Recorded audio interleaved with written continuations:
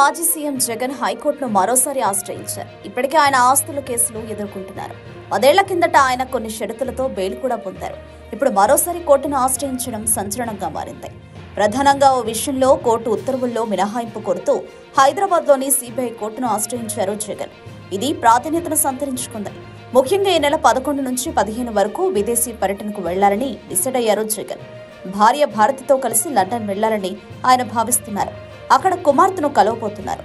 గతంలో విదేశీ పర్యటనకు సంబంధించి న్యాయస్థానం చాలా రకాల షరతులను విధించింది. ఇప్పుడు వాటిని సడలించి తన విదేశీ పర్యటనకు అనుమతి ఇవ్వాలని కోరుతూ సిబిఐ కోర్టులో జగన్ పిటిషన్ దాఖలు చేశారు. దీనిపై త్వరలో విచారణ జరగాల్సి ఉంది. సిబిఐ తీసుకున్న నిర్ణయంపై జగన్ విదేశీ పర్యటన ఆధారపడి ఉంది. 2009లో కడప ఎంపీగా ఎన్నికయ్యారు జగన్మోహన్ రెడ్డి. అప్పటికే ఆయన తండ్రి రాజశేఖర్ రెడ్డి ఈ రాష్ట్రానికి ముఖ్యమంత్రి. 2004లో తొలిసారిగా ముఖ్యమంత్రి అయ్యారు రాజశేఖర్ రెడ్డి. 2009 ఎన్నికల్లో కడప ఎంపీగా ఎంట్రీ ఇచ్చారు జగన్.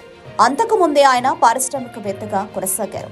అయితే తండ్రి అధికారాన్ని అడ్డం పెట్టుకుని అడ్డగోలుగా దోపిడీకి పాల్పడ్డారన్న ఆరోపణలు జగన్పై ఉన్నాయి. 2009లో ఇవేవీ పట్టించుకోకుండా జగన్మోహన్ రెడ్డికి కడప ఎంపీగా అవకాశం ఇచ్చారు రాజశేఖర్ రెడ్డి. రెండోసారి ముఖ్యమంత్రిగా అయిన తర్వాత రాజశేఖర్ రెడ్డి హెలికాప్టర్ ప్రమాదంలో అకాల మరణం చెందారు. అయితే తండ్రి ముఖ్యమంత్రి పదవిని కోరుకున్నారు జగన్మోహన్ రెడ్డి. అందుకు కాంగ్రెస్ హైకమాండ్ అంగీకరించలేదు. దీంతో కాంగ్రెస్ నాయకత్వాన్ని ఎదిరించి మరీ భరోసా యాత్ర చేపట్టారు జగన్. కాంగ్రెస్ అధినాయకత్వం ఆగ్రహానికి గురికావడంతో 16 నెలల పాటు జైలు జీవితం అనుభవించారు. సుదీర్ఘ కాలం పాటు ఆయనపై సిబిఐ విచారణలు కొనసాగాయి. 2019లో ఆయన ముఖ్యమంత్రి కావడంతో ఈ విచారణలు నిలిచిపోయాయి. ఈ ఎన్నికల్లో పరాజయం చవిచూశారు జగన్. అందుకే గతంలో ముఖ్యమంత్రి హోదాలో తన కేసుల విషయంలో ఉన్న మినహాయింపులు తొలగించబడ్డాయి. ప్రస్తుతం ఆయన విదేశీ పర్యటనకు వెళ్లాలంటే కోర్టు అనుమతి తప్పనిసరి. ఈ తరుణంలో లండన్లో చదువుకుంటున్న కుమార్తెను కలిసేందుకు జగన్ కోర్టు అనుమతి కోరారు.